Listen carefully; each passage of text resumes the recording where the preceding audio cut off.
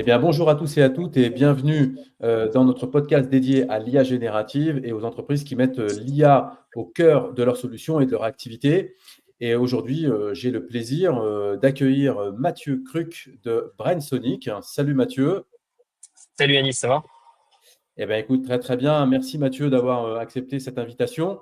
Alors aujourd'hui, on va parler d'un sujet qui, quelque part, est au cœur de la transformation, enfin, dans le cœur de la transformation dédiée à l'IA générative et une industrie qui est directement impactée, concernée, et dans laquelle tu es baigné au quotidien, celle de l'industrie de la communication, de la publicité, du marketing. Clairement, vous êtes aujourd'hui directement touché. Et puis, l'idée, c'est de pouvoir ensemble, pendant quelques minutes, pouvoir échanger, puisque quelque part, tu es aussi, je dirais, à l'avant-garde et même, quelque part, tu as anticipé cette vague. Et donc, l'idée, c'est qu'on puisse échanger ensemble autour de tous ces sujets passionnants. Mais peut-être juste avant de démarrer, Mathieu, ce que j'aime bien quand on démarre ces podcasts, c'est nous expliquer un petit peu qui tu es et un petit peu ton parcours pour comprendre à la fois ta personne et puis également ton parcours entrepreneurial. Très bien. Eh bien, déjà, merci de m'accueillir. Alors, donc, moi, je suis Mathieu Cruc, j'ai 39 ans. Je travaille à Brunswick depuis 2008, donc ça fait longtemps. Et moi, j'ai moins eu un parcours d'enchaînement de boîtes, puisque, en fait, j'ai démarré en stage chez Brunswick en 2008. J'avais fait un court passage par une entité de Publicis avant. Et j'ai démarré en stage de chef de projet technique. Parce qu'à l'époque, Brunswick était moins une agence que, on va dire, un partenaire technologique à l'époque de la démocratisation de l'usage de la vidéo sur Internet. Donc, en fait, euh, pendant longtemps, quasiment 50% aujourd'hui de mon temps, j'étais plutôt baigné dans la technique. C'est toujours des trucs qui m'ont intéressé. Donc, j'étais chef de projet, mais par ailleurs, je faisais du code. Bref, je résolvais des problèmes. Donc, assez tôt, il n'y avait pas de pôle web à l'époque. Donc, j'avais lancé un peu modestement la création de sites Internet chez Brunswick, donc ce qui est devenu le pôle web aujourd'hui. Et puis, vers 2010-2011, c'était le tout début des réseaux sociaux. J'ai commencé à m'intéresser au développement d'applications sur Facebook. Donc, on faisait du live à l'époque, et donc j'ai commencé à mettre ce que l'on faisait en live sur des applications Facebook. Mais j'étais très jeune, j'intellectualisais pas de fou ça. Et en fait, c'était hyper innovant. Et du coup, on a été repéré par Facebook. On est devenu l'un des premiers partenaires Facebook monde pour justement faire du développement d'applications. Donc, cette culture technique a été toujours là. Après, l'histoire fait que on a grandi, on a fait du social media, l'agence s'est structurée en tant qu'agence, on avait des activités software qui ont été splittées ou cédées. Et aujourd'hui, on est une agence, mais du coup, on est une agence de com, mais avec quelque part une appétence pour la tech qui est issue depuis le départ. Donc moi, même si je suis maintenant moins technique, parce que je suis plus dedans, j'ai toujours un peu cette logique de pensée, de résoudre des problèmes, de décomposer. Et quand on arrive sur l'IA, en fait, c'est exactement ça. C'est-à-dire que c'est dans le métier de la com, des sujets de com, des enjeux, mais avec des machines derrière. Donc, il y a vite des enjeux techniques, il y a vite des problèmes à résoudre. Et moi, c'est à titre personnel, c'est des choses qui m'amusent. Ça m'amuse de faire ça. Ça m'amuse de résoudre des problèmes, surtout quand c'est un peu à l'avant-garde. Donc, c'est aussi avec une passion toute personnelle qu'on s'est mis là-dedans. Puis après, ça a marché. Donc voilà. Super. Alors, juste, on va effectivement, il y a plein de sujets en préparant ensemble l'entretien, il y a plein de sujets passionnants qu'on va pouvoir aborder. Comme je le disais en introduction, avec l'avènement de l'IA, aujourd'hui, ces métiers de la communication, du marketing sont pleinement touchés. Et donc, il y a une transformation qui a déjà commencé à s'opérer et qui va ne faire que s'accélérer. Donc, on va pouvoir aborder un certain nombre de sujets là-dessus. Mais juste, si tu peux nous rappeler Brainsonic, ce que vous faites déjà en tant qu'activité, combien est-ce que vous êtes? Présenter un petit peu l'entreprise. Ouais. Alors, comme je dis souvent, Brandcheck, c'est une agence de com. En rigolant, je dis, bien sûr, on est meilleur parce que c'est nous, mais bon, on est une agence de com 360. On est à peu près 140 aujourd'hui, donc avec pluridisciplinaire. Bien sûr, des profils créatifs, bien sûr, des profils pour faire de la stratégie, mais on a internalisé à peu près tous les métiers de la production pour pouvoir opérer de manière assez souple pour les clients et pour nous aussi, les métiers de la production, que ce soit la production de contenu, que ce soit le social media, que ce soit l'événementiel, que ce soit le développement technique de sites ou d'applications. Donc, on a tous ces profils en interne, ce qui permet d'avoir une grande souplesse parce que finalement, Avant, c'était assez séparé, mais in fine, beaucoup de choses convergent. Donc, social media, il y a besoin d'avoir de la production vidéo, en live aussi, enfin en événementiel aussi. Donc, on a tout ça à l'agence et aujourd'hui, on travaille pour des annonceurs comme Leclerc, comme Leroy Merlin, comme France Télévisions. Historiquement, on travaille beaucoup avec Microsoft. Donc, un peu présent dans tous les secteurs, beaucoup aussi dans le secteur bancaire, banque, finance, assurance. Pour certains clients, on va faire que du social media, parfois que de l'événementiel. Mais bien sûr, on essaye de pousser le maximum ce que l'on sait faire à l'agence. Et sur le sujet de l'IA, on n'est pas là à forcer les gens à faire de l'IA, mais on est là pour les éduquer d'une certaine manière, en tout cas les faire grandir sur les possibles, comment le faire intelligemment et proposer, si on peut, faire des projets innovants, comme on en fait par exemple beaucoup avec Guy Hockey. Alors, on va effectivement, on va y revenir. Alors, on va plonger directement dans le sujet de l'IA. Encore une fois, c'est vrai que quand ChatGPT a lancé, enfin OpenAI a lancé ChatGPT, tout de suite, ça s'est propagé de manière assez massive à l'échelle mondiale. Et on a vu avec cette IA générative, enfin, globalement, si on peut parler de deux grandes streams, il y a l'IA générative, on va dire plutôt au niveau du texte, et puis il y a la deuxième industrie plutôt au niveau de la création, qui aujourd'hui aussi, pareil, avec un certain nombre de solutions, se sont rapidement développées. Et donc, naturellement, vous êtes pleinement exposé, puisque dans le cœur de vos activités, vous avez ces deux grandes activités à développer qui se matérialisent dans plein de canaux différents et plein de sujets différents. Donc, toi, aujourd'hui, avant de parler justement de comment vous avez pris ce virage, si on parle un petit peu de l'actualité, là où on en est là maintenant, quelle est ta vision aujourd'hui de justement cette accélération et de quelque part ce foudroiement qu'il y a eu au sein des différentes entreprises à l'échelle mondiale? Ouais, alors tout à fait. Et c'est d'ailleurs, en fait, ce sujet-là était une des motivations à pourquoi on a investi massivement dès l'été 2022. Nous, on n'a pas de barrière mentale. Encore une fois, il faut remettre ça dans le contexte de la création de l'agence. C'est-à-dire que Brainswitch, à la base, c'était plutôt un prestataire technique. Ce n'est pas une agence qui est née sur la création. Donc la création, on l'a intégrée au fur et à mesure des années. Mais à la base, on est plutôt des profils entrepreneurs, voire ingénieurs, on va dire.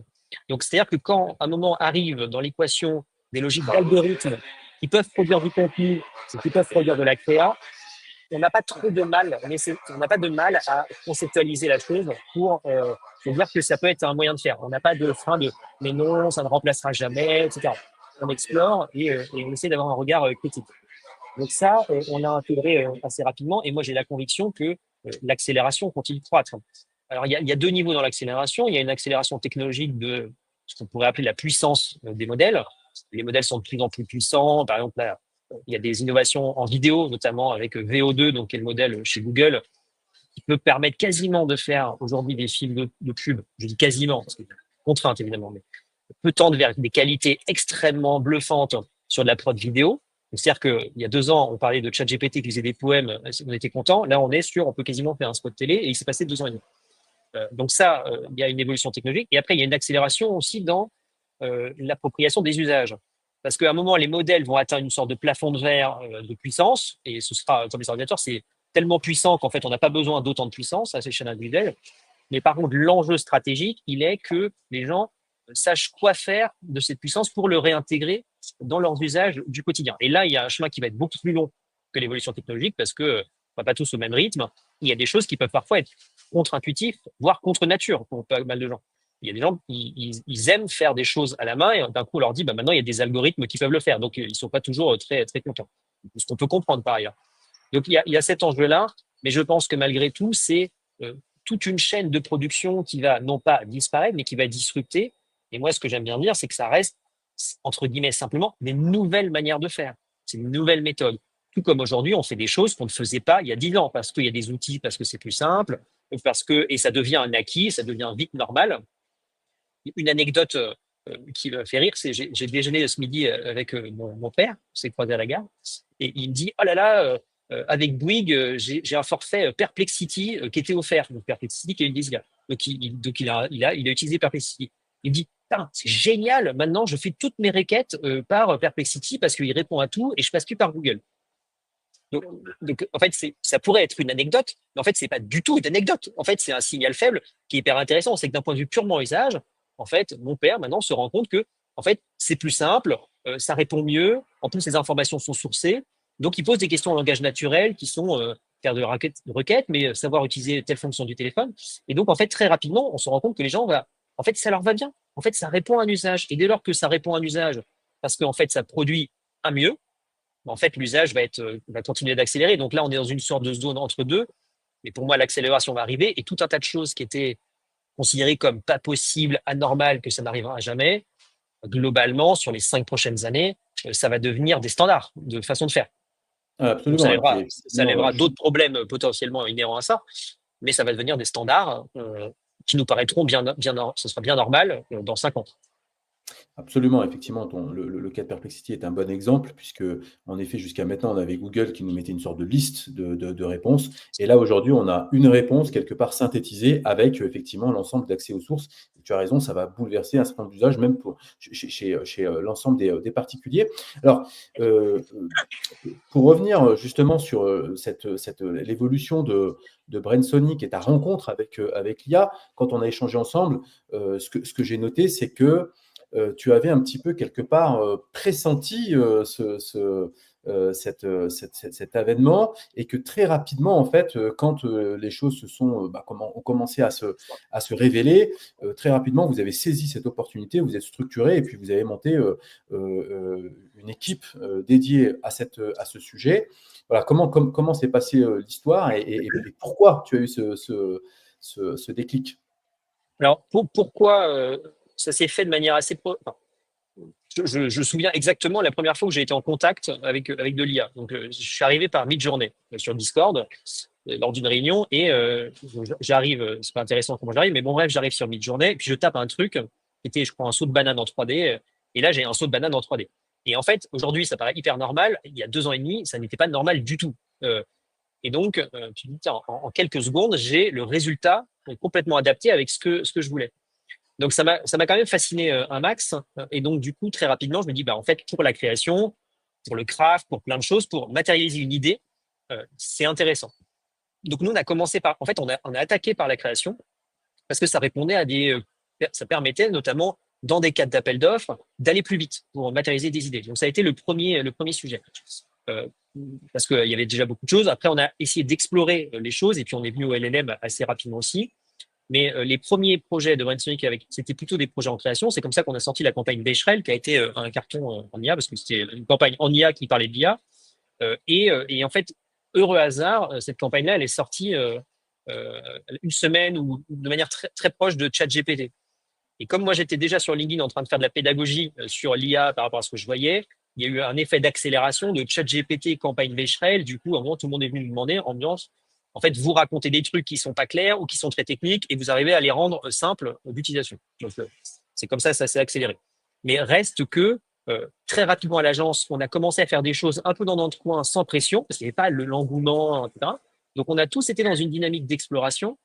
Et finalement, les enjeux sur ça prend le travail des gens, on veut pas. En fait, ça s'est arrivé après que nous, on ait commencé. Donc, on n'a jamais eu ce frein, typiquement à l'agence, parce que très tôt, ça a été mis en tant qu'outil. Il n'y avait pas la pression médiatique sur les enjeux de l'IA. Donc, finalement, ça a été approprié assez rapidement. Et on a eu une politique, parce que pour le coup, on y croyait très fort, une politique qui c'est open bar. Alors, ça ne veut pas dire que les gens faisaient n'importe quoi. C'était de l'open bar maîtrisé, dans le sens où il y avait un premier sujet il fallait que les gens touchent la technologie. En France, on a une tendance à dire voilà ce que vous ne devez pas faire ou voilà ce qui n'est pas bien de faire. Donc, c'était déjà tester des trucs, faites des trucs et on corrigera le tir en cours s'il y a des déviances. Donc, on a mis dans les mains de tout le monde des outils et on avait une politique qui était la politique de la note de frais. C'est-à-dire que tu as trouvé un truc sur Internet qui est trop bien, tu le testes, tu payes pour tester et tu fais une note de frais. Donc, on a complètement déverrouillé les sujets qui étaient critiques, etc. Bien sûr, les gens étaient sensibilisés au fait que mettez pas des données confidentielles, etc. Mais ce que l'on voulait, c'est que les gens soient dans une dynamique de test. Ça a été valable aussi pour des projets. On a essayé parfois même de doublonner des projets en IA pour voir jusqu'où on pouvait emmener la technologie comparativement à ce que l'on faisait de manière traditionnelle. Et pendant longtemps, en fait, pendant les 6 premiers mois, on a fait beaucoup de R&D, beaucoup de tests pour nous-mêmes. certains projets qu'on a complètement financés pour des clients parce qu'en fait, on vendait des trucs, enfin, entre guillemets, on proposait des choses, mais on n'était pas sûr d'y arriver parce qu'il y avait des limites technologiques. Mais en fait, cette courbe d'expérience nous a permis d'être très solide quand il a fallu passer sur des échelles de production. Et à un moment, c'est celui qui a le plus de refs est plus rassurant. Donc, à un moment, quand les clients viennent voir avec des projets, entre des gens qui ont expérimenté pendant 6 mois et qui ont déjà pas mal de refs et d'autres, mécaniquement, on est plus rassurant. Et donc, ça a été un cercle assez vertueux là-dessus. Alors, je fais juste une petite parenthèse. On entend un petit peu derrière des annonces, puisque effectivement, tu es à la gare. Non, mais c'est pas, il y a aucun problème. C'est juste pour les auditeurs, s'ils entendent derrière, c'est que c'est normal. C'est du trait. Exactement. Eh bien, écoute, effectivement, donc là, une équipe où vous avez expérimenté, ce qui est plutôt une approche, on va dire, positive, puisque certains, effectivement, craignent ou rejeter cette nouvelle façon ces nouveaux outils, cette nouvelle façon de travailler, puisque effectivement, il y a des craintes à la fois déjà dans l'utilisation, parce que c'est pas si simple que ça, on va en parler, et puis également, ça remet en question tout un tas de sujets qui nous touchent personnellement, qui touchent la société, qui peuvent toucher également les emplois. Donc, en effet, des craintes. Et puis vous avez directement plongé dedans, puisque quelque part, c'est aussi une façon de penser à la fois les projets de vos clients, mais aussi la façon dont demain, vous allez certainement être amené à travailler. Alors, justement, pour être un peu plus concret sur des exemples de projets que vous avez expérimentés, voire même maintenant, vous êtes passé un peu plus à l'échelle en termes de production.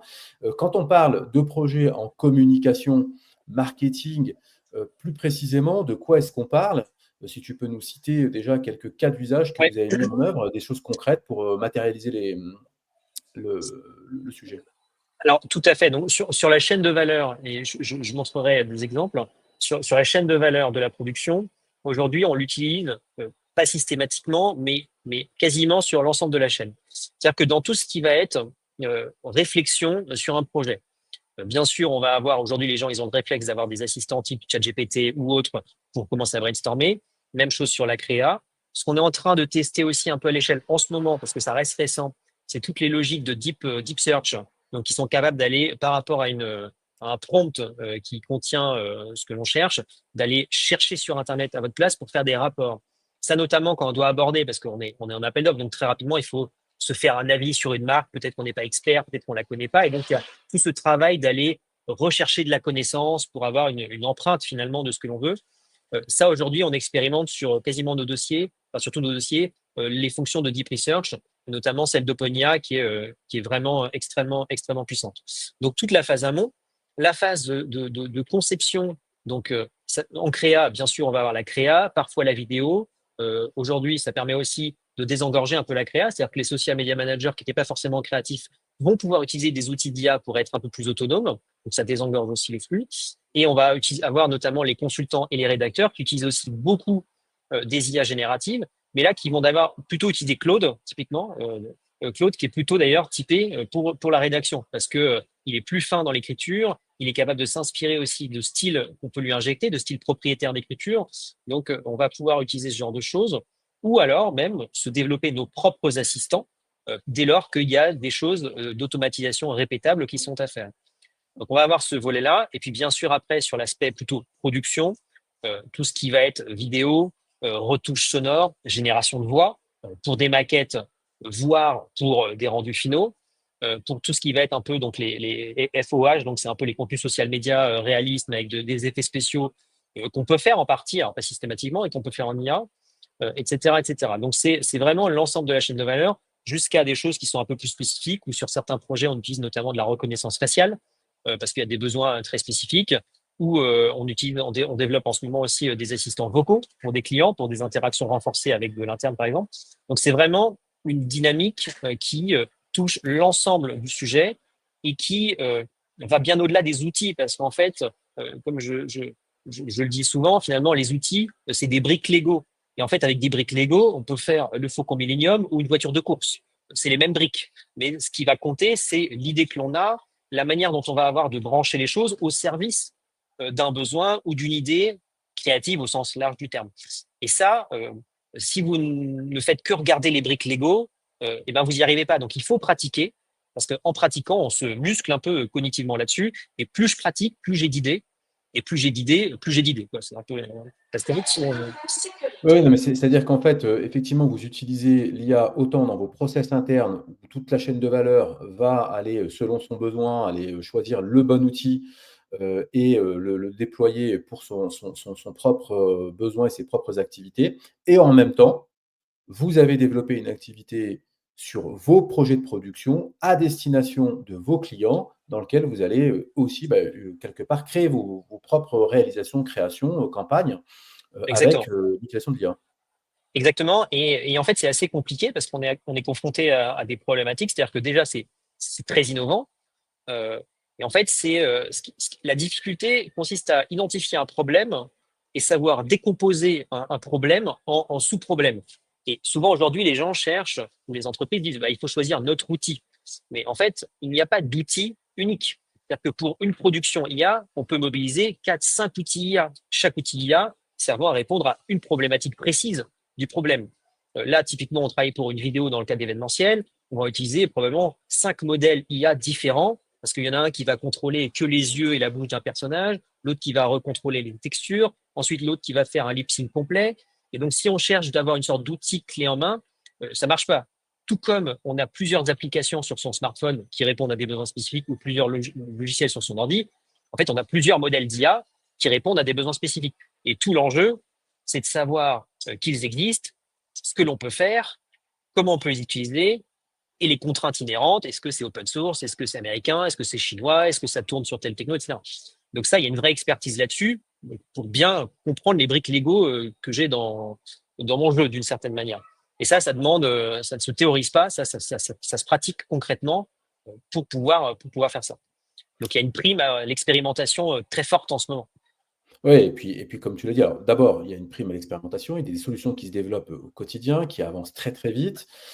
Également, il y a dans, la demande que peuvent avoir, les clients, en effet, parfois, on a le sentiment que dans les demandes, il y a, comme, un fantasme autour de quelque chose de super magique, où il suffirait de cliquer sur un bouton, avec via un prompt et que quelque part, on va être capable de générer, finalement l'output qu'on souhaite, que ce soit une vidéo ou même un rapport, assez précis, et aujourd'hui, on n'y est pas encore. On reviendra sur d'autres sujets autour des agents, enfin de l'agent, de l'agentique. Hem Mais effectivement, ça suppose que ce soit en interne ou bien chez les clients, d'abord, effectivement, une éducation par rapport à cet environnement et cet écosystème. Comprendre les outils et la somme d'outils, comprendre la façon dont ça fonctionne, puisqu'il faut lever le capot pour aller voir un petit peu comment ça se passe sous le capot et dans le moteur, pour bien appréhender, la question si on souhaite internaliser ces sujets-là et puis aussi être capable de bien formaliser, son process pour identifier ce qui peut être, effectivement, les process ou les tâches dans lesquelles on va pouvoir implémenter, de l'IA, ce sur quoi on va pouvoir, sourcer un certain nombre d'outils, voire aller potentiellement vers de l'automatisation demain. Mais les choses se font par étapes et demandent de la maturité. Oui, en fait, il y a un vrai sujet aujourd'hui de gouvernance, parce qu'aujourd'hui, les modèles, quels qu'ils soient, hein, que ce soit des LLM, des images, tout ça est basé quand même un peu sur les mêmes logiques, il faut de la data. Donc, en fait, il faut de la data, et quand même, dans beaucoup de scénarios, chez les annonceurs, la data, elle est en bordel partout. Et donc là, les gens se rendent compte qu'aujourd'hui, c'est un problème que la data soit parfaitement explosée, parce qu'on aimerait bien maintenant la recentraliser pour pouvoir créer plus facilement des agents ou des modèles qui sont entraînés sur tout un héritage. Sauf que comme la data, elle peut être à droite, à gauche, pas centralisée, c'est un cauchemar complet. Donc, ce que je dis souvent, c'est que, bien sûr, il y a un travail d'antériorité à faire, mais c'est surtout qu'il y a une gouvernance à faire dès maintenant pour que la nouvelle data qui arrive, que ce soit produit en interne, que ce soit produit avec des partenaires, des prestataires, elle, celle qui vient d'arriver, soit organisée, labellisée, pour in fine pouvoir servir à entraîner des IA.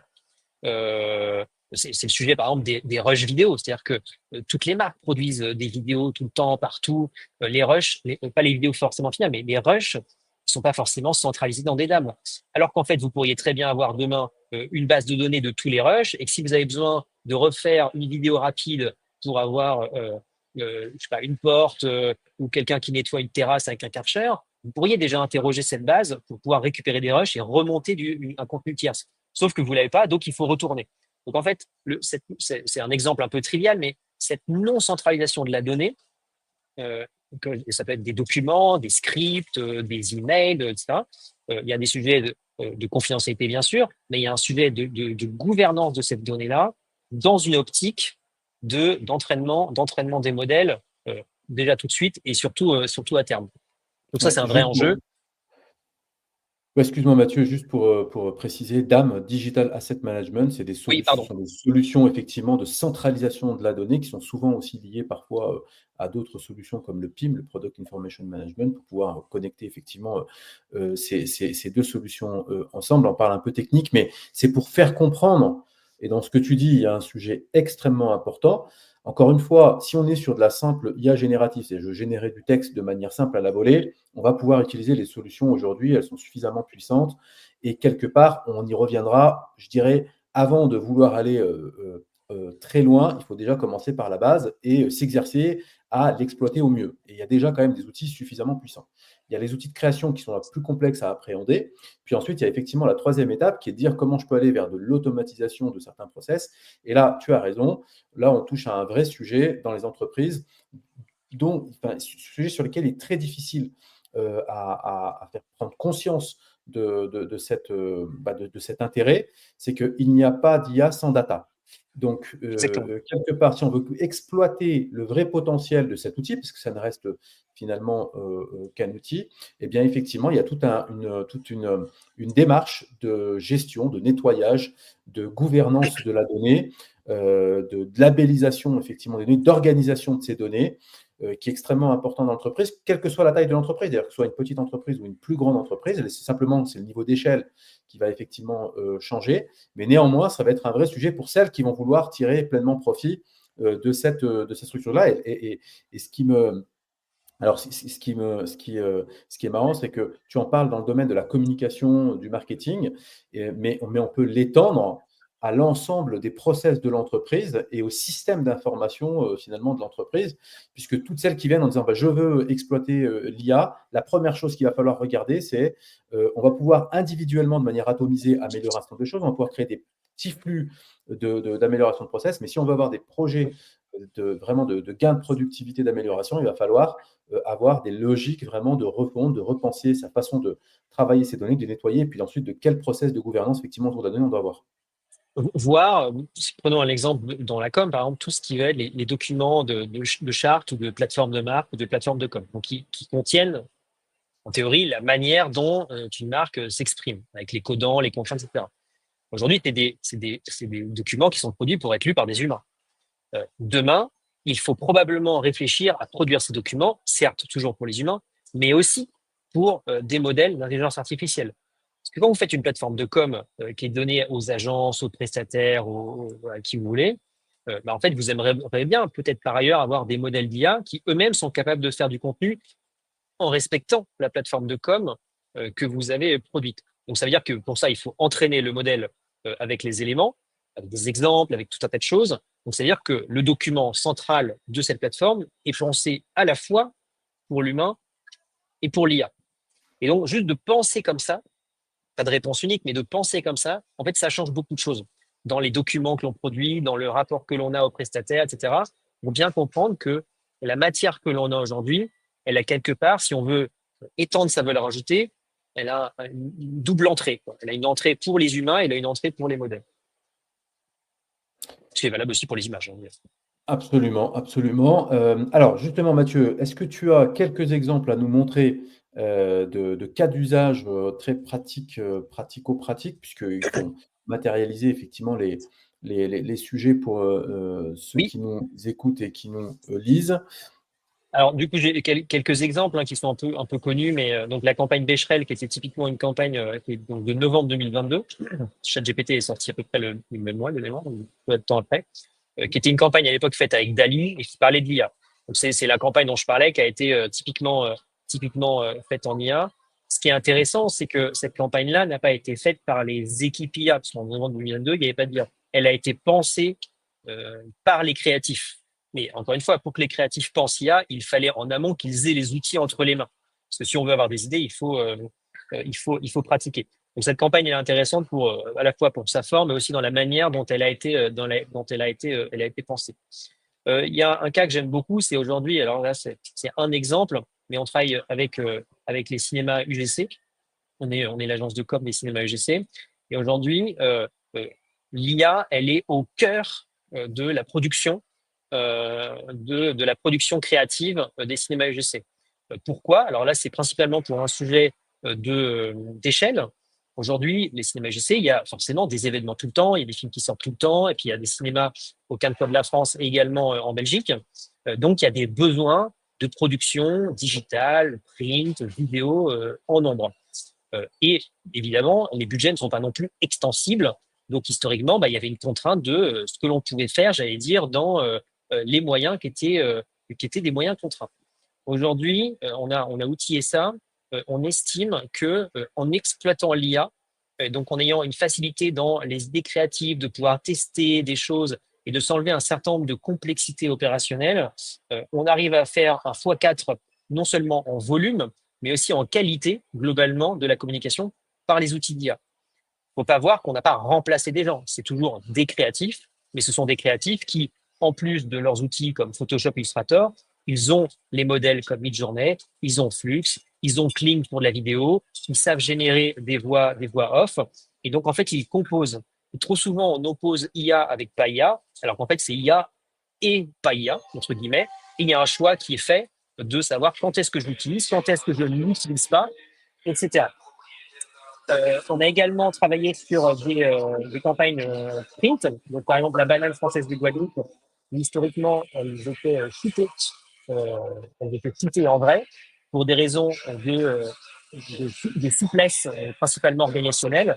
Aujourd'hui, les campagnes de shooting photo de la banane sont faites en IA. On a fait également des vidéos. Donc là, j'ai coupé le son. C'est typiquement une vidéo pour un PC gaming Lenovo. Une vidéo qui a déjà quasiment 2 ans, qui a été faite à l'époque avec les moyens d'il y a 2 ans. Donc aujourd'hui, on pourrait faire beaucoup mieux. Mais cette vidéo, elle est composée à 80% d'IA et 15% de motion et 5% de montage traditionnel. Et on voit bien en faisant ça que l'objectif n'est pas de faire tout en IA ou pas en IA. C'est vraiment des outils au service d'une idée créative. Et après, c'est un mix de pas mal de choses. La campagne que j'aime bien aussi, c'est celle, par exemple, pour Peugeot, où en fait, le travail avait été fait lors d'un appel d'offres. Et en fait, on avait fait des visuels comme ça, on en avait fait 8 en un jour de travail, parce que il y avait une contrainte de délai. Et en fait, donc on a gagné l'appel d'offres. Ce qui est intéressant, c'est à l'époque de se dire, parce que j'ai l'IA, je peux me permettre aujourd'hui de penser des choses qui auraient été plus longs à faire ou plus chères et que je n'aurais probablement pas pu proposer si je ne savais pas que j'avais le renfort de l'IA. Donc en fait, l'IA nous a ouvert un possible en se disant, puisque maintenant on a ces technologies, on peut probablement être plus ambitieux dans les rendus créatifs parce qu'on sait on s'affranchira d'un certain nombre de contraintes de Photoshop, de tournage, etc. Donc tout le projet a été fait en IA et à l'époque, on avait des limites dans la capacité à faire du très grand format. Il y avait des problèmes à l'époque, ce qui n'est plus du tout un sujet aujourd'hui. Et donc, la campagne a été intégralement faite en IA. Et à la fin, le tout dernier kilomètre, une fois que tout était sec, on a refait les visuels à l'identique en 3D pour pouvoir les imprimer en très grand format. On en a fait d'autres. Il y a des campagnes de communication comme, par exemple, pour une tondeuse à prix barré qui était basée sur un storyboard qui était très précis, qui nous avait été fourni. Et l'objectif, c'était ce storyboard, il faut pouvoir le faire en IA avec une capacité de pouvoir imprimer des badges de 10 mètres par 10, quoi. Donc, avec un enjeu technique, ce qui n'est pas simple a priori, mais qui avait été fait. Et donc ça, on l'a déjà fait il y a 1 an et demi. Tout ça pour dire que aujourd'hui, l'IA, il n'y a pas de solution, j'allais dire, clé en main. Et nos équipes créa, mais pas que, elles sont dans une dynamique de R&D. C'est-à-dire que vraiment, il y a des problématiques qui sont pas simples à aborder. R&D parce qu'il faut savoir respecter exactement le storyboard, ou R&D parce qu'il faut passer à une très très grande échelle, ou R&D parce qu'il y a telle contrainte, parce qu'il faut que ces chaussures ce soit celle-là. Donc il y a des nouveaux process à imaginer, ce que l'on fait beaucoup. Je peux également, alors, je peux également montrer des choses, par exemple comme UGC. Donc là, c'est typiquement ce genre de visuel un peu événementiel qui sont faits pour des scénarios type l'Halloween ou Noël. Ça permet aussi en social media de faire des choses un peu de customisation. Typiquement, là, c'est des visuels qui ont permis de faire un post social media à la sortie de Wicked. Donc, c'est des cinémas UGC que l'on a mis dans un style de Wicked. Donc, s'il avait fallu faire ça à la main, ça aurait été très compliqué. Aujourd'hui, c'est des délais qui sont tout à fait maîtrisés. On travaille également, alors ceux qui me suivent sur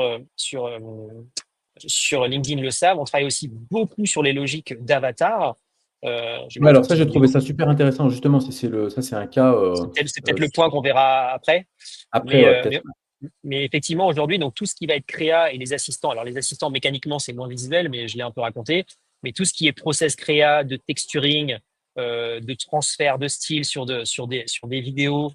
Donc en fait, on explore vraiment tout pour justement à la fin savoir que ça existe, quels sont les outils, quelles sont leurs limites, pour ensuite pouvoir les déployer en production. On a fait aussi un projet que moi j'aime beaucoup, qui était, et je suis sûr, le premier projet de brand content avec de la musique, puisqu'en fait c'était un projet pour TUI où les fans de TUI nous laissaient des commentaires Facebook et Insta de leur voyage, de leurs souvenirs sur les réseaux sociaux. Et en fait, en 5 minutes, on générait une chanson en texte avec un assistant type ChatGPT, mais qui était programmé pour faire que ça. On générait une chanson et automatiquement, on générait une chanson audio à partir de ce souvenir-là. Et donc, on leur renvoyait leur chanson souvenir de leur voyage en Grèce, au Maroc, etc. Et donc, Non. c'était Vous une aviez utilisé mécanique. Suno pour ça, non? Ouais, alors Udio notamment. Et en fait, Ouais. on avait fait un assistant parce que là, il y a un enjeu de productivité parce qu'en fait, l'idée, c'était pas de revenir 3 jours après. C'était Bien sûr. vraiment le commentaire arrivé sur la plateforme. On avait un assistant qu'on avait développé où on prenait le souvenir et il était préprogrammé pour faire des textes un peu calibrés pour que ce soit pas fait n'importe quoi. Et ensuite, on passait dans Suno et en 5 à 10 minutes, on avait le résultat de la chanson et on pouvait le renvoyer. Et derrière, on a fait une playlist qui était notamment jouée dans les hôtels l'été. Énorme. Alors, en fait, ce qui est super intéressant dans ce que tu dis, si on va revenir sur l'autre, effectivement, ce qui est super intéressant comment dire, dans ce que tu dis, c'est que, en fait, c'est que, finalement, on voit que l'IA vient, en tout cas sur vos métiers, comme un potentiel créatif juste énorme.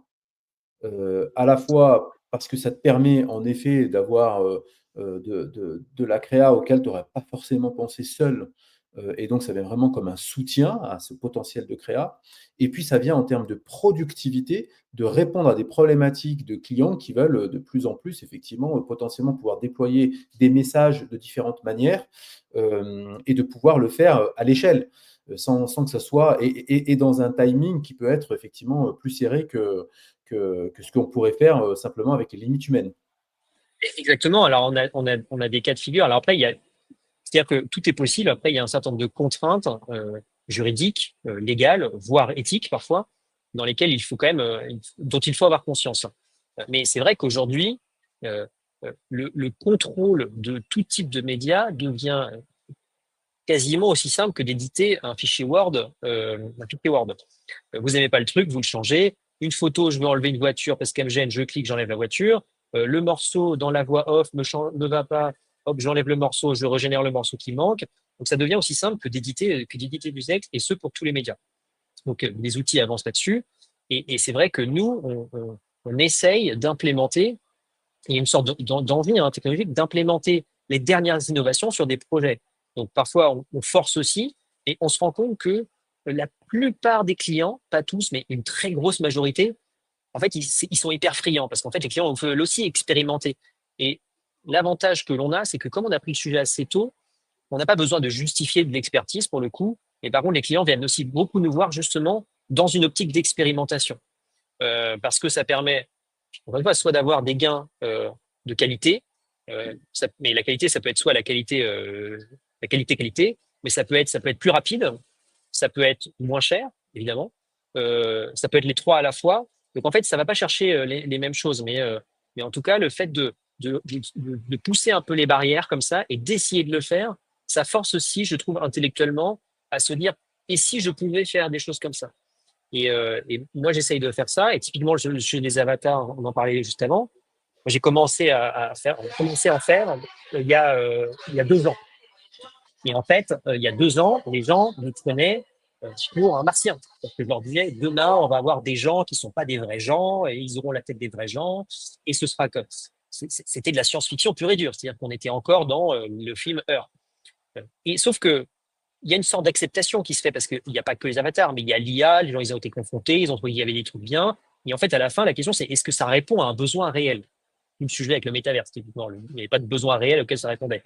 Les avatars, pour prendre cet exemple-là, ça répond à un besoin de souplesse de production. Il y a plein de gens déjà, ils veulent pas être à la caméra parce que ça les saoule. Il y a plein de gens, ils n'ont pas le temps d'être à la caméra. Puis il y a plein de gens, ils n'ont pas là. Si vous voulez faire 300 modules de formation, bah, il faut bien les tourner, les 300 modules de formation. C'est fatigant, ça coûte cher, il faut les post-produire, c'est un enfer.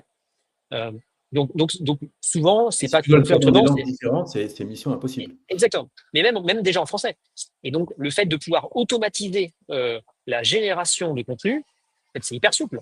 Là, on a un cas, moi j'adore avec Bioquet parce qu'on fait vraiment de la production de modules à l'échelle. L'autre jour, il y a une loi Alors, qui a été. excuse-moi, parce que juste on en profite, excuse-moi, je te coupe en même temps. Ouais, bien sûr. Tu parlais de Guy Hockey, si tu peux, justement, bah, on peut en parler, c'est super intéressant. Guy Hockey, acteur de l'immobilier, qui est venu te voir pour te demander de pouvoir justement créer des modules de formation sur la base Ouais, d'Avatar. exactement. Alors, la manière dont on s'est rencontrés est assez drôle. Moi, je travaillais sur les avatars et en fait, j'avais rencontré Thomas Huchon, donc le journaliste spécialiste dans la lutte contre les désinformations. Et en fait, en décembre 2023, on s'est dit, il faut qu'on fasse le premier média en avatar. Donc, on a lancé un compte sur les réseaux sociaux qui s'appelle Anti-Fake News AI, qui est donc l'avatar de Thomas Huchon, qui faisait du débunkage de fake news. En fait, ce qui était hyper innovant, il n'y avait personne qui faisait ça sur des médias en full avatar, etc. Et donc, en fait, on est passé dans une émission de France 2 un soir et coup de bol, Delphine, de chez Bioquet, c'est-à-dire comme regarde l'émission. Et donc, elle-même était dans cette problématique de comment je peux produire des vidéos à l'échelle pour les modules de formation. Donc là, elle dit Banco, il faut que je rencontre le type à la télé. Et du coup, c'est comme ça qu'on a rencontré. Et donc, très rapidement, le besoin, il était très clair. C'est un module de formation, ça me coûte tant. Avec les avatars, on arrive à diviser quasiment par 5 ou 6 ou 10 parfois le coût de production. Donc en fait, comme disait le PDG Stéphane, à chaque fois que j'en produis un, en fait, ça me fait d'une certaine manière gagner de l'argent. Parce que de toute façon, il fallait bien produire le truc, mais ça coûte beaucoup moins cher. Et donc, on a commencé par outiller donc, tous les modules Avatar. Et aujourd'hui, la plateforme LMS, on produit énormément et de manière granulaire des modules de Donc, formation. Learning Management System, Ouais, excuse-moi, juste pour. non, mais et on produit de manière granulaire des modules qui répondent à des problématiques précises. Et donc, vous n'avez pas un gros module de 3 heures, vous avez plusieurs centaines de modules qui répondent à une question. Et le gros avantage de ça, au-delà de la souplesse de production, c'est que, et on a eu le cas récemment, une loi est promulguée dans la nuit ou un matin. Et ben avant, il aurait fallu reprogrammer un tournage. Là, la loi est promulguée. On a des assistants IA qui aident, facilitent la rédaction des scripts. Donc, on fait un script en IA. Tout de suite, on l'envoie à l'outil à l'outil d'Avatar.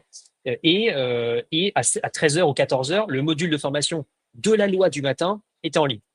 Incroyable. Donc, en Tu fait, peux le montrer là, justement, là, tu peux le partager. alors, je peux montrer un extrait de Ouais, module. un petit Alors, extrait, ouais, ça peut être sympa ça. Et tu as alors, raison, hop, en fait, c'est vrai que toutes les entreprises. Alors, moi, j'ai interviewé il y a quelque temps une entreprise qui s'appelle Lipit, une start-up, hein, je ne sais pas si. oui, si, je Voilà, connais. qui est super également, et justement qui permet de traduire ces formations, et justement qui répond aux besoins exactement quelque part un peu aux mêmes besoins, qui répond Ouais. aux mêmes besoins de pouvoir effectivement améliorer et accélérer ces modules de formation avec une souplesse assez incroyable. Grâce à cette technologie, une simple mise à jour du script permet à l'avatar de délivrer des contenus actualisés en un temps record, garantissant une formation toujours en phase avec les dernières tendances du marché, les dernières législations changeantes et sans avoir à mobiliser plus de temps des intervenants originaux.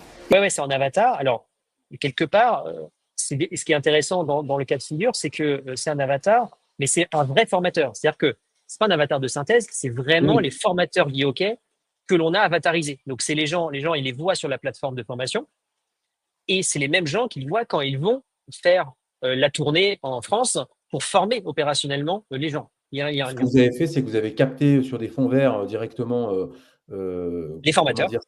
des formateurs. Voilà ce que nous, quand on faisait, parce qu'on voit bien le process, on faisait de la réalité augmentée et souvent on capturait les contenus vidéo justement à 360 et puis derrière, ça permettait de les projeter en réalité augmentée. Et là, en fait, vous avez capté, vous avez saisi effectivement le formateur et puis finalement, vous utilisez ce formateur sur la plateforme type Agen pour aller ensuite directement créer vos modules de formation. Exactement, et on a tout un workflow donc qu'on a fait qui industrialise la chose, et on voit bien parce que Stéphane, donc le président de Bioke, il disait bien, le premier réflexe a été de dire oui, mais si les formations sont faites avec de l'IA, crainte pour le métier. Alors qu'en fait, les deux se complètent. C'est-à-dire que non seulement le formateur est toujours là, mais du coup, le formateur, l'humain, est bien là pour faire les choses qui sont beaucoup plus humaines. Donc, les rendez-vous, tout ce qui va être social, donc les jeux de rôle, le théâtre, pour aider à former. La plateforme n'est qu'un renfort de cette formation. Donc, en fait, les deux se complètent. Il n'y en a pas un qui remplace l'un, parce que s'il n'y avait que des modules e-learning un peu distants, ce serait pas bien non plus. Donc, en fait, c'est vraiment un renfort, une augmentation finalement de ce qui était fait avant. Et nous, c'est comme ça que l'on voit l'IA. C'est pas pour remplacer les choses. Comme je disais, on n'est pas des odieux capitalistes, mais l'idée, c'est d'augmenter pour tendre vers un mieux. C'est ça un peu qui nous guide globalement pour essayer de faire mieux pour nos clients, pour leur proposer de la valeur, que ce soit réactive, etc. Super, écoute Mathieu, c'est super passionnant. Le temps avance et ça passe très très vite tellement c'est passionnant. Et justement, tu parlais de remplacement. Là, je voudrais en venir un petit peu justement au cœur de votre métier. On l'avait évoqué également ensemble. Quand on parle d'IA, on a toujours cette crainte de croire que notre métier va être détruit, remplacé. Euh, Ça pose quand même un certain nombre de questions. C'est-à-dire qu'on a parlé d'automatisation de tâches. C'est vrai qu'il y a un sujet qu'on n'a pas abordé, c'est celui des agents autonomes qui arrivent et tu parlais de workflow, vont pouvoir peut-être prendre la main dès lors qu'on a posé un workflow pour pouvoir aller eux-mêmes automatiser un certain nombre de tâches. Donc ça pose quand même la question parce que là on en est à la création encore, on va dire, semi-automatique de ces créations, mais demain, on pourrait les imaginer, les envisager complètement de manière totalement automatisée et autonome. Donc, il y a un certain nombre de questions. Ça pose la question au sein des différentes typologies de métiers. Et ça pose la question RH finalement, puisque aujourd'hui vous êtes 140, tu m'as dit que vous étiez 5 dans l'équipe, effectivement, voire un peu plus dans l'équipe de IA, mais sachant que tout le monde utilise l'IA quand même, malgré tout. Oui, alors en fait, il y a une équipe IA qui est plutôt sur l'exploration, le conseil, la formation, on va dire. Et ensuite, on a des gens maintenant qui sont référents dans les expertises métiers et qui, j'allais dire, ne font que cette expertise métier. Par exemple, les avatars, on a une équipe maintenant qui fait que des avatars. On a aussi des ingénieurs IA qui font que de l'ingénierie IA. Donc ensuite, on a des créatifs IA qui font que de la créa IA. Donc en fait, on a une cellule centralisée qui est là pour défricher, explorer, faire de la pédagogie, intervenir chez les clients. Et ensuite, par pôle métier, on a maintenant des experts de leur métier avec l'IA. Donc, vous avez intégré tout cela et donc justement, on se pose la question, quelque part, encore une fois, de cette notion de remplacement des métiers. Est-ce que c'est les métiers qui vont être remplacés? Est-ce qu'ils vont simplement évoluer vers autre chose? Est-ce que se pose la question, en effet, de certaines tâches qui peuvent être simples, qui pourraient ne plus être faites par des jeunes diplômés, mais qui pourraient être faites directement par l'IA, mais ça va poser le problème de l'introduction sur le marché quand même de ces compétences, puisqu'il faut qu'ils prennent de l'expérience. Comment vous abordez ces questions? Comment tu les vois, toi, de ton côté? Alors, globalement, moi, c'est une question qui me passionne, auquel il n'y a pas forcément toutes les réponses. En fait, là, on est dans une transition. C'est-à-dire que globalement, il faut voir plutôt la logique de système, un système à l'œuvre. Globalement, quelqu'un, c'est quelqu'un qui a été à l'école, puis en études sup, puis il arrive sur le marché de l'emploi. Donc, en fait, si on prend que la partie collaborateur, on a qu'une partie de la réponse. Globalement, avant, vous avez quand même des écoles, souvent en études sup, qui sont là pour former les gens aux besoins des entreprises. C'est le business model du truc. Donc, forcément, ces gens-là vont aussi s'évoluer, vont aussi évoluer en fonction des besoins. Je pense que les compétences demain, elles vont être de nature un peu différente. Moi, je crois beaucoup à la logique un peu d'architecte, dans le sens où il y a une hypothèse tout à fait créée dans laquelle le rôle de beaucoup de gens va être de pouvoir arriver à faire en sorte que des gens et des robots puissent collaborer ensemble pour répondre à un besoin concret. Mais pour ça, il faut être très expert de ce que l'on veut et non pas subir la machine. Donc, ça veut dire que c'est d'une manière un peu différente d'appréhender le sujet. Pour moi, il y a des sujets, en tout cas, si on revient sur les compétences, c'est des sujets de compétences métiers qui sont clés. C'est-à-dire qu'en fait, on voit bien d'ailleurs, il y a même des études qui t'en ont montré ça, c'est que en fait, les gens qui sont très bons avant l'IA, en fait, on leur donne de l'IA et ça leur met des réacteurs de fou. Et les gens qui étaient assez moyens, en fait, il y a un risque d'acceptation de ce que la machine fait et donc de baisse finalement de qualité parce que globalement, ça va. Donc en fait, on pourrait se dire que ça améliore tout le monde. Alors, il y a un risque non neutre si c'est pas piloté, qu'en fait, ça fasse une sorte de deuxième fracture numérique entre les très bons qui vont bien comprendre comment j'utilise la valeur ajoutée de l'IA et ceux qui vont regarder le truc un peu de loin et qui ne l'utiliseront pas. Donc, il y a un risque de cette nature-là. Pour en revenir sur le fait d'automatiser des tâches faciles, ça, c'est des choses que l'on imagine bien facilement. Il y a des tâches compliquées qui peuvent être automatisées, mais on se rassure un peu avec les tâches faciles au départ.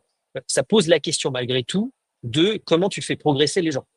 Parce qu'en fait, je discutais avec un cadre de BPCE, il me disait, mais moi, dans ma journée, donc très, très haut placé, il dit, moi, dans ma journée, il y a des fois, je fais des trucs vraiment complètement nuls, mais quasi mécaniques. Le type, je fais du copier-coller, des machins. Il dit, bien sûr que quelqu'un d'autre pourrait le faire, mais en fait, dans ma journée, c'est un moment de respiration dont j'ai besoin pour pouvoir faire des trucs plus compliqués après. Donc, ce fantasme de je fais tout ce qui est faible valeur ajoutée, je l'automatise, oui, dans plein de cas, mais en fait, ça pose d'autres questions, qui est qu'il y a des fois où ce n'est pas souhaitable, parce que c'est des choses qui sont nécessaires, parce que on ne peut pas être à valeur ajoutée, entre guillemets, tout le temps, H24. Ouais, c'est ce pas qu'on possible. appelle les temps de respiration, Exactement. effectivement, qui sont nécessaires pour que tu puisses, en effet, t'oxygéner et en effet, sans réfléchir finalement. Alors, Exactement. en fait, ça peut être perçu de 2 manières. C'est-à-dire que tu peux le percevoir comme un allègement de ta charge mentale parce que tu as pas envie, justement de faire cette tâche, qui peut être simple et que finalement, bah, tu es pas forcément, présent. Mais en même temps, tu as raison, c'est qu'on peut la percevoir comme étant un temps de respiration et au contraire de pouvoir justement ne pas avoir à réfléchir pendant qu'on fait cette tâche et si on l'a pas cette tâche-là et qu'on doit tout le temps finalement, avoir la machine qui tourne à très haut niveau en permanence, ça peut poser effectivement d'autres problèmes au niveau RH. Oui. Et puis, il y a aussi un sujet qui est, alors c'est pas évident, mais je le vois assez bien, c'est que, en fait, souvent, l'IA, elle attend que, quelque part, on sache a priori, enfin, l'IA, mais dans l'IA, il faut savoir ce que l'on veut, parce que c'est en faisant ce que l'on veut qu'on va dessiner ce qu'on a prompté, entre guillemets, la machine. Alors que quand on regarde globalement comment on fonctionne au quotidien, dans beaucoup de cas, en fait, on ne sait pas ce que l'on veut, ou on a une idée assez floue de ce que l'on veut. Et en fait, la finesse de ce que l'on veut, en fait, elle se construit dans le processus, dans l'interaction aux autres, et à la fin, on arrive en disant c'est exactement ce que je voulais, alors qu'en fait, pas du tout. En fait, au moment où on a commencé, on ne savait pas exactement ce que l'on voulait. Donc, c'est le travail aux autres. Alors qu'en IA, il y a un côté déterminé où il faut savoir précisément ce que l'on veut a priori pour pouvoir être capable de challenger. Donc, c'est un renversement de la manière de faire qui est assez compliqué. Et c'est pour ça que trop souvent, on oppose les deux, alors qu'en fait, on se rend compte que c'est les deux en même temps. Parce qu'en fait, les processus pour aboutir à des créations, à des projets, en fait, c'est un processus. C'est quasi le voyage quelque part, pour faire une métaphore un peu éculée. En fait, c'est le voyage qui a quasiment plus de valeur que la finalité. Si on enlève le voyage pour partir que sur la finalité, globalement, on aura un risque d'avoir une baisse de qualité. Donc ça, c'est un risque réel. J'ai pas de solution clé en main, mais je sais que globalement, les besoins dans les agences et dans les métiers vont un peu évoluer, tout comme maintenant on part du principe que les gens savent utiliser un téléphone, une Word et un PC. Les outils d'IA demain, ce seront de nouvelles mécaniques de pensée, donc ça deviendra à terme des standards. Et après, les écoles, en fonction de ça, vont aussi adapter les cours pour fournir, entre guillemets, de la main-d'œuvre qui sera au courant de comment travailler avec ces outils et qui sera capable d'être en valeur ajoutée avec ces outils. Parce que si ça ne le fait pas, on va au-devant de sérieux problèmes, mais je ne crois pas qu'on y arrive.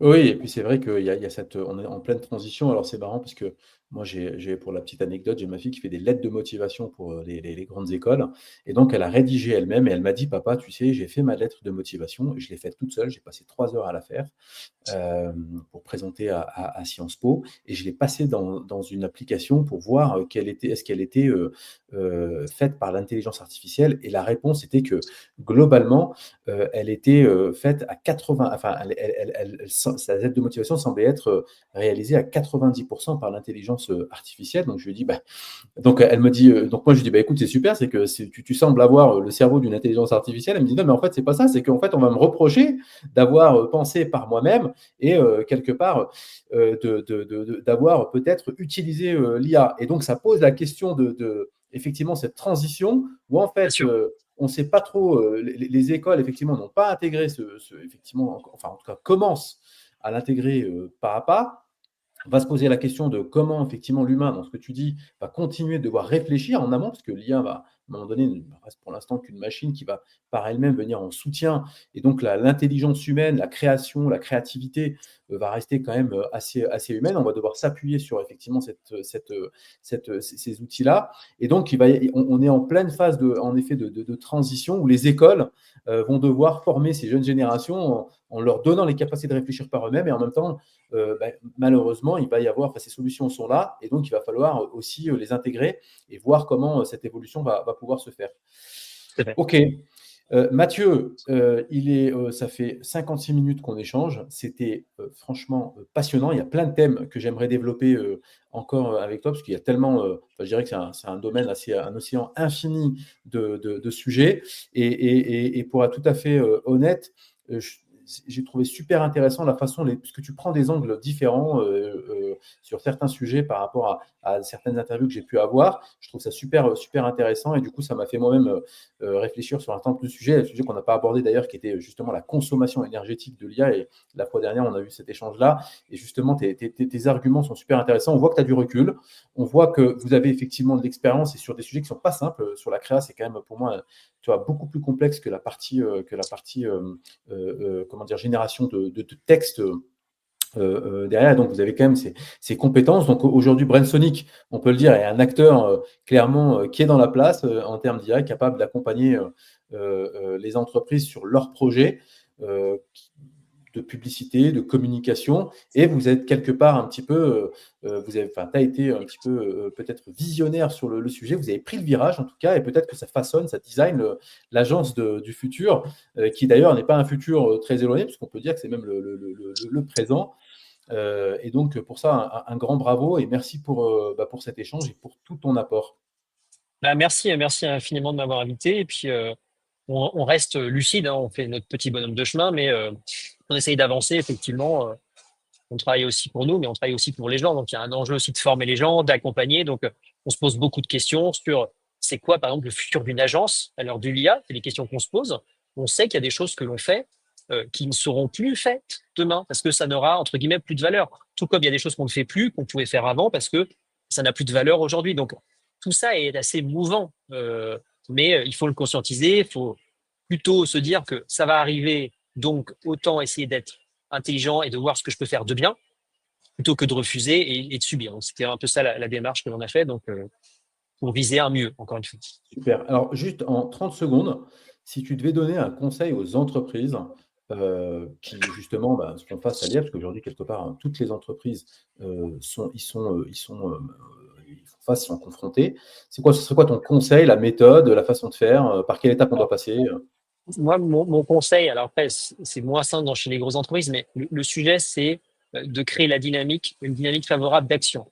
C'est-à-dire que globalement, il faut bien sûr veiller à ce que les gens ne fassent pas n'importe quoi, mais trop souvent, les entreprises sont plutôt dans une logique de frein ou d'interdiction ou de vous n'avez pas le droit de faire ça, ce qui fait que mentalement, quand vous abordez un sujet avec voici tous les problèmes et toutes les contraintes et tous les risques, forcément, ça ne met pas ça ne met pas forcément la bonne dynamique, voire ça a l'effet contre-productif de faire ce qu'on appelle le shadow IA, c'est qu'en fait les gens vont utiliser l'IA mais sans le dire de leur côté, ce qui peut avoir un effet relativement destructeur.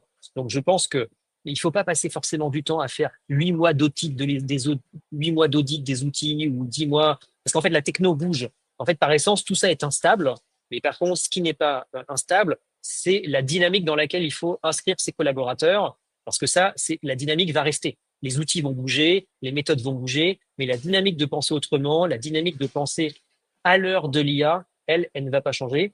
Et donc, il faut accompagner ce changement-là. Donc, c'est vraiment mon conseil, c'est de favoriser les expérimentations, même celles qui servent à rien. Encore une fois, il y a souvent, on dit, il n'y a pas d'échec, il n'y a que des choses qui n'ont pas marché. Mais en tout cas, on apprend. C'est ça qui est le plus important. En tout cas, un grand merci Mathieu, et puis bonne aventure dans ce chemin de l'IA et longue vie à Brainsonic. Eh ben, super, merci beaucoup. À bientôt. Merci.